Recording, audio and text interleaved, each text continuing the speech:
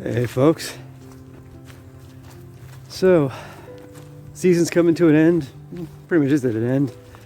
Still have greens coming out, still got my stuff in the fridge and the freezer, storage, carrots in the ground, so still eating good from the garden. But today I wanted to talk about, I don't know, I guess a bit of a 2025 debrief, or kind of a look back on how things went.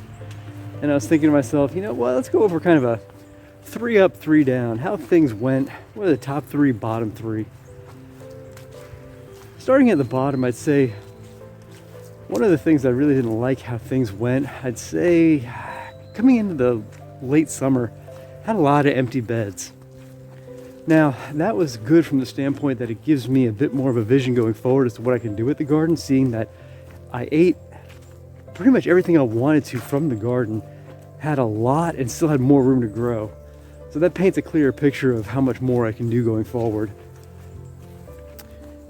Other thing I didn't really like this year, I'd say, is the fact that I had a couple of crops I would have liked to have had a longer season of, specifically cucumbers, cantaloupe, watermelon.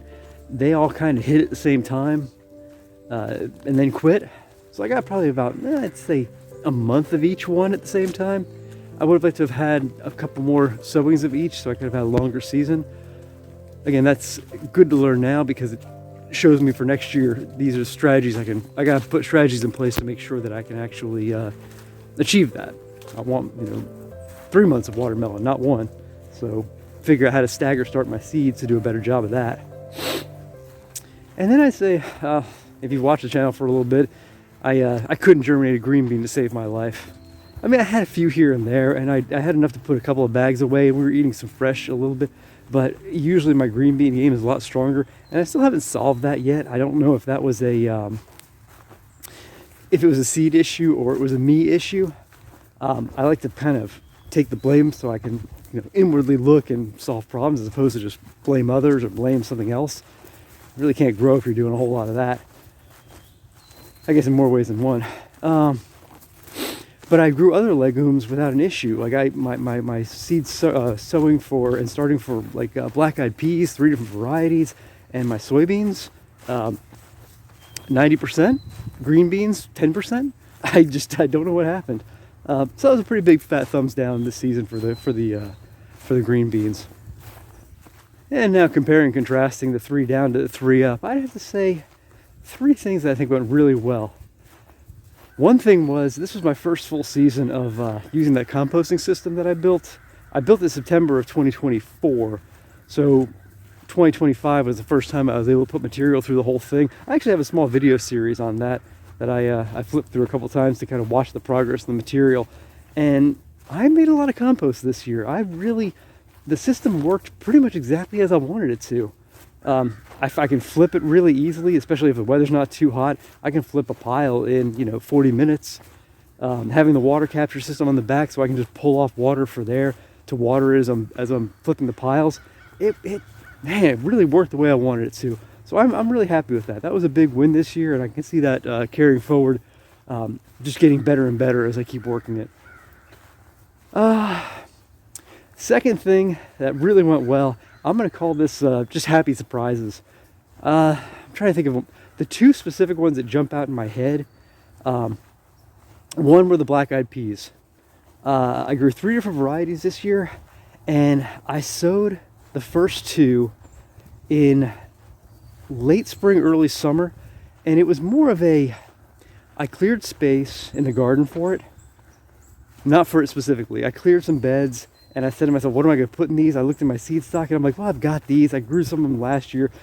In 2024, I really didn't enjoy the experience. 2025, something kind of, a switch flipped in my head, and I saw ways to kind of time the harvest of them better. I just paid more attention, and man, I actually got a lot of beans out of there. And that means I didn't have to pull off my storage beans, which we buy in bulk for the house. And that felt really good because it seemed like growing my own legume seemed like something that was going to be more challenging than it actually was. Not to say that the harvest and the shelling isn't time consuming and challenging. It can be a tricky process, but it wasn't unachievable. So that was a nice little win. And the second one that was kind of a happy surprise for me was the the habaneros. And I say it was a happy surprise because I got out of the hot pepper game a couple of years ago after doing it for a number of years and really enjoying it, only because the labor around processing hot peppers, habaneros produce a lot of peppers, and you've got to have, it helps to have a separate cutting board so you don't get the one that everybody's using kind of covered in the capsaicin, the oil, because it can transfer really easily. You got to glove up for it. So it's a bit of a pain in the butt to do a lot of that. And I kind of fell out of love with the process a couple of years ago. And this year I wasn't planning on growing habaneros. I actually went to the store to get cayenne, which I saw the previous trip. And then when I went back, they weren't there, so habaneros were there. And I said, what the hell, let's get the habaneros. And I'm so glad that I did, because I had such a great time with that crop this year. I've got 6 quarts of fermented hot sauce in the fridge. I've got 11 more up on the shelf, and I've probably got 3 or 4 bags of chopped up de-seeded peppers in the freezer. So, and I'm eating a ton of them, and I ate a ton of them already. So habaneros for days, and that wouldn't have happened if I hadn't have just decided to buy those seeds. And I'd say probably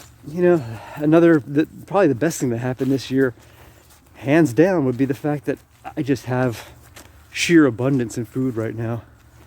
And I'm not surprised by it because I could see it growing along the way.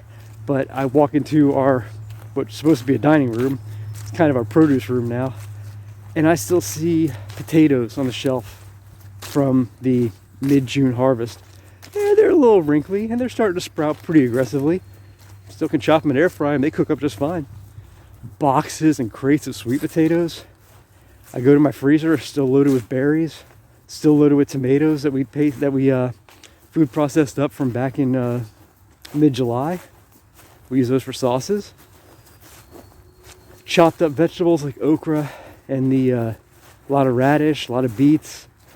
Got bags and bags of those things sitting in the barn right now. Still have greens coming out of the garden and carrots. So yeah, I mean, it's I can't complain about this year. It was phenomenal in that respect.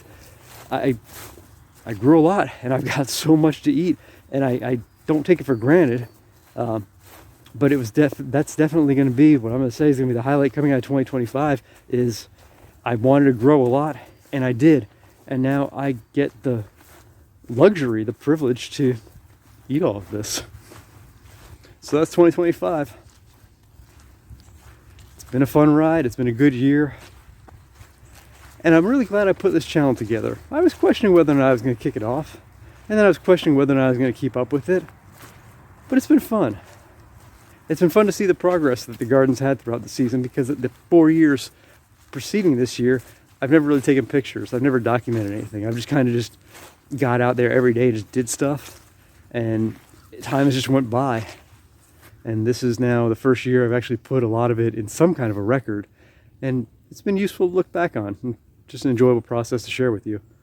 So appreciate you coming out today and joining me on this little walk and talk. And yeah, if there's anything you want to see in the garden, or you want to know what's going on during the winter time, feel free to ask. I'll be happy to respond. In the meantime, thanks for watching.